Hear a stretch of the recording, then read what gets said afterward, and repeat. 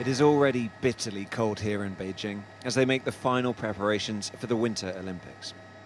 Everything is being checked to make sure it goes off without a hitch. But now there is a big one, and the atmosphere has turned even icier.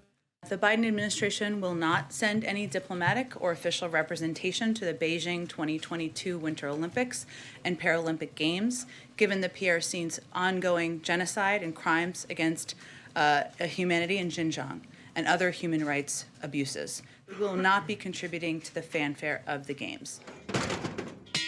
American athletes will attend even though officials will not. This is a diplomatic, not a full sporting boycott, like we saw in the days of the Cold War. US-China ties had seemed to be thawing, with the Biden administration talking about establishing guardrails to keep the relationship on track, even as they competed.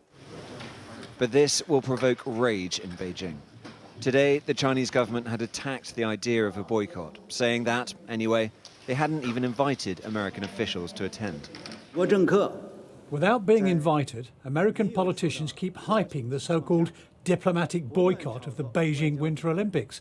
It seriously offends the 1.4 billion Chinese people.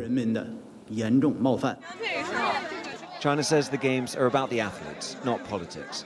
But the story of another Olympian added to the pressure for a boycott. The apparent disappearance of tennis player Peng Shuai, who said she was sexually assaulted by a senior Communist Party official, provoked Western condemnation.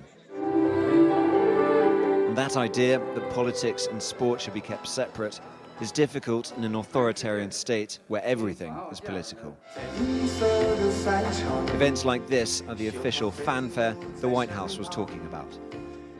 Beijing insists the Olympics should just be about the sport, but it also comes with all this pomp and ceremony. Right now, a very senior Communist Party official presiding over this ceremony. Supporters of a boycott say that any Western politicians who came to the Games would, in effect, be endorsing this government, a government they accuse of multiple human rights abuses.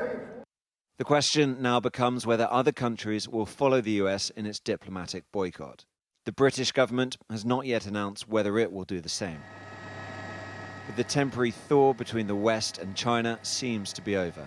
Welcome to the Big Freeze. Tom Cheshire, Sky News, Beijing.